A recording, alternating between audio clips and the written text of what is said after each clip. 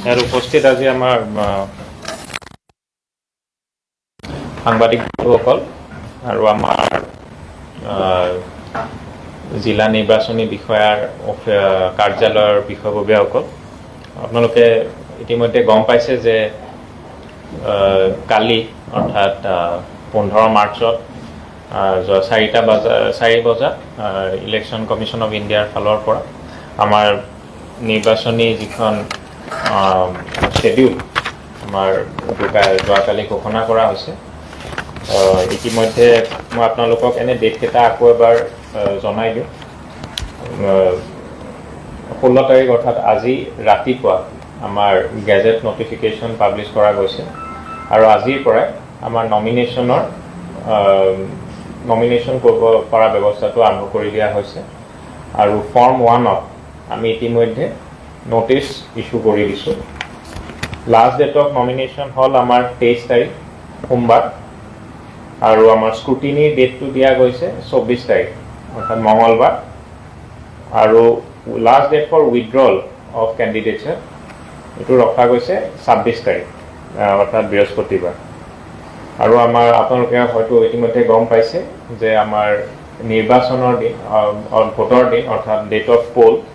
আমাৰ 9 এপ্ৰিলত দিয়া গৈছে, 9 এপ্ৰিল অৰ্থাৎ বৃহস্পতিবাৰ। আৰু আমাৰ কাউণ্টিং হ'ব 4 মে, এইটো হ'ল সোমবাৰ। The date before which election shall be completed, মানে আমাৰ ইলেকশ্যনৰ গোটেই সম্পূৰ্ণ প্ৰক্ৰিয়াটো 6 মে'ৰ ভিতৰত কমপ্লিট হ'ব। এইখিনি ইতিমধ্যে আপোনালোকে জানে যে এইখিনি আমাৰ যিটো আমাৰ শেডিউল ঘোষণা কৰা গৈছে। ইয়াৰ উপৰিও মই আমাৰ কাৰ্বি আংলং ইলেকশ্যন ডিষ্ট্ৰিক্টৰ ফালৰ পৰা কিছুমান তথ্য আপোনালোকক দিবলৈ ওলাইছোঁ। আমাৰ ইয়াতে 3খন সমষ্টি আছে, LAC আছে, 108 আমাৰ বোকাজান, 109 হাওৰাঘাট আৰু 110 110 ডিফু ST LAC। 3খনে আমাৰ ST LAC হয় আৰু প্ৰতিটো LACত আমাৰ একোটাকৈ মডেল পলিং ষ্টেচন থাকিব। সেইকাৰণে আমাৰ 3টা মডেল পলিং ষ্টেচন থাকিব। এইবাৰ ইলেকশ্যন কমিশ্যনৰ নিৰ্দেশ মৰ্মে আমাৰ প্ৰতিটো পলিং ষ্টেচনত 100% ৱেবকাষ্টিং হ'ব আৰু আমাৰ 60টা পলিং ষ্টেচন এবাৰ আমাৰ অল উইমেন পলিং ষ্টেচন হ'ব। তাৰোপৰি এবাৰ ECI নেট যিটো আমাৰ ইলেকশ্যন কমিশ্যন অফ ইণ্ডিয়াৰ যিটো পৰ্টেল, তাৰ দ্বাৰা এবাৰ ৰিয়েল টাইম ভোটাৰ ট্ৰেণ্ডছ আৰু ভোটিং আপডেটছ পলিং ট্ৰেণ্ডছবিলাক দিয়া যাব। ইয়াৰ কাৰণে আমাৰ ইতিমধ্যে আমাৰ পলিং বিষয়াসকলক ট্ৰেইনিং দিছোঁ আৰু পৰৱৰ্তী আমাৰ কেইটামান ট্ৰেইনিং আহি আছে। এই ট্ৰেইনিঙৰ মতে তেওঁলোকক গোটেইখিনি শিকোৱা হ'ব আৰু সেইমতে তেওঁলোকে এবাৰ অনলাইন বা আমাৰ পৰ্টেলটোৰ মাধ্যমেদি তেওঁলোকে গোটেইখিনি ভোটাৰ যিখিনি আমাৰ ট্ৰেণ্ডছ আমি 11টা বজাত 1টা বজাত যিবিলাক আমি ভোটিং ট্ৰেণ্ডছবিলাক দি থাকোঁ, কিমান পাৰ্চেণ্টেজ ভোটিং হৈছে, এই গোটেইখিনি আমি এইবাৰ অনলাইনে হ'ব। সেইকাৰণে আপোনালোকেও ৰিয়েল টাইম এইবাৰ ইনফৰ্মেশ্যনখিনি পাই থাকিব।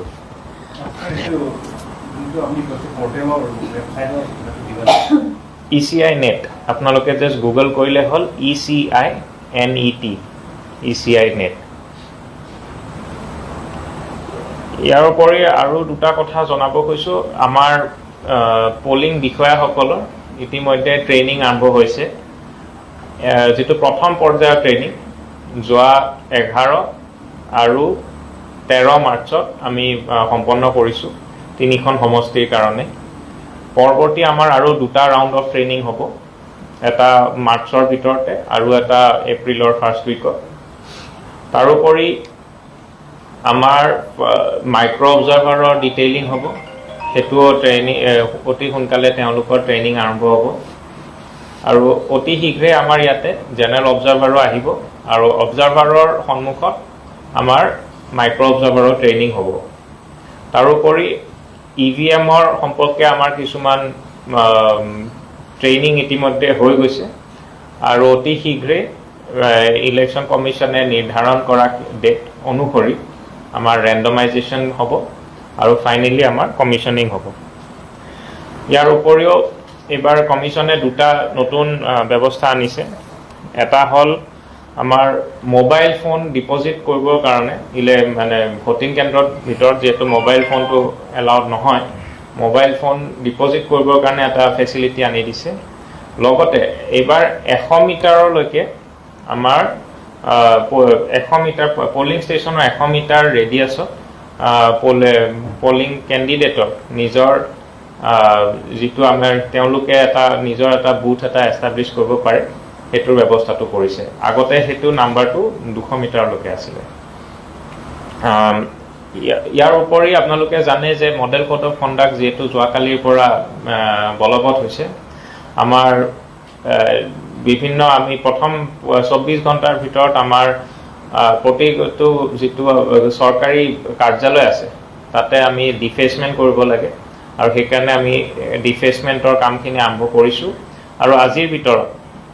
ইতিমধ্যে আমাৰ প্ৰায় 100% ডিফেসমেন্ট সৰকাৰি কাৰ্যালয়ত হৈ গৈছে হয়তো দুই এটা জায়গাত এতিয়াও হবলৈ বাকি আছে হেখিনিও আমাৰ গধূলিৰ ভিতৰত আজি সম্পূৰ্ণ হৈ যাব তাৰ পিছত নেক্সট 48 আৱাৰ্ছৰ ভিতৰত আমাৰ পৰৱৰ্তী যিখিনি ডিফেসমেন্ট কৰিবলগীয়া আছে পাব্লিক প্লেস বিলাকত হেখিনি কৰা হ'ব আৰু শেষত 72 ঘণ্টা 72 আৱাৰ্ছৰ ভিতৰত আমাৰ যিবিলাক প্ৰাইভেট প্লেসতো কাৰোবাৰ অনুমতি নোহোৱাকৈ যদি কিছুমান পলিটিক্যাল ক্যাম্পেইন পোস্টাৰ বা কিবা ফটো আছে সেইবিলাকো আমি আতৰাই দিয়াৰ ব্যৱস্থাটো কৰিম আৰু আমাৰ এফএসটি এসএসটি এইবিলাক ইতিমধ্যে এক্টিভ হৈ গৈছে ফ্লাইং স্কোৱাড আৰু আমাৰ ষ্টেটিক সাৰ্ভেইলেন্স টিম পুলিচৰ লগতো আমি যোগাযোগ ৰাখিছো তেওঁলোকৰ আমাৰ কিছুমান ব্যৱস্থা লৈ আছে যাতে আমাৰ ইলেকশনটো আমাৰ এবাৰ সম্পূৰ্ণৰূপে ফ্ৰী এণ্ড ফেয়াৰ আৰু কোনো ধৰণৰ বাধা বিঘিনি নোহোৱাকৈ যাতে আমি সম্পূৰ্ণ কৰিব পাৰো মোৰ ফালৰ পৰা এখিনি আছিল আপোনালোকৰ যদি কিবা প্ৰশ্ন আছে কৰিব পাৰে যিটো ভোটাৰৰ প্যাটাৰ্ন আপুনি আগৰ প্ৰেসিডেন্ট কৈছিলে যে অলপ বাঢ়িব পাৰে হয়তো এই ফাইনালটো পোৱা যাব নেকি হয় আমাৰ যখন ফাইনাল যেটো পাবলিশ হৈছিল ভোটাৰৰ লিষ্ট এখনত আছিল ফাইনাল পাবলিশ হোৱাটো হল এটো ন 5,30,665 আমি যদি যোৱাবাৰটো চাও এটো 5 লাখ কিবা 20,000 এনেকুৱা আছিল সংখ্যাটো মোৰ এক্সাক্ট সংখ্যাটো মনত নাই কিন্তু আমাৰ যোৱাবাৰতকৈ আমাৰ বাঢ়িছে সংখ্যাটো ভোটাৰৰ টোটাল সংখ্যাটো তাৰ লগত আৰু এটা গুৰুত্বপূৰ্ণ কথা যে যিখন আমাৰ ফাইনাল ৰোল পাবলিশ হৈছিল যোৱা 10 ফেব্ৰুৱাৰী তাতে আপোনালোকে যদি চাই আমাৰ ইয়ং ভোটাৰছৰ নাম্বাৰটো বাঢ়িছে মানে 18 আৰু 19 বছৰৰ যিখিনি ভোটাৰ তাৰ সংখ্যাটো প্ৰায় 50% আমি বঢ়াইছো মানে 6,000 কিবা এটা আছিল যোৱা বছৰ এটো বাঢ়ি পেলাই প্ৰায় 10,000 লৈ উঠিছে এইকাৰণে হেতুত আমাৰ বিশেষকৈ আমি এটা মানে এটা ইমপ্ৰুভমেন্ট এটা দেখিছো আৰু সেইকাৰণে আমি আশা কৰিছো যে এবাৰ ভোটিং যেটো আমাৰ টাৰ্ন আউট হেতু এবাৰ বাঢ়িব নিউ এনৰোলমেন্টৰ যিবোৰ হৈছে অনলাইন হৈছে তেওঁলোকে যিবিলাক কাৰ্ড নেপায় তেওঁলোকে ভোটিং হ্যাঁ নিশ্চয় তেওঁলোকে পাৰিব কাৰণ আমাৰ দুটা উপায় আছে এটা হল ভোটাৰ ইনফৰমেশন স্লিপ আমি দিও বিএলও সকলে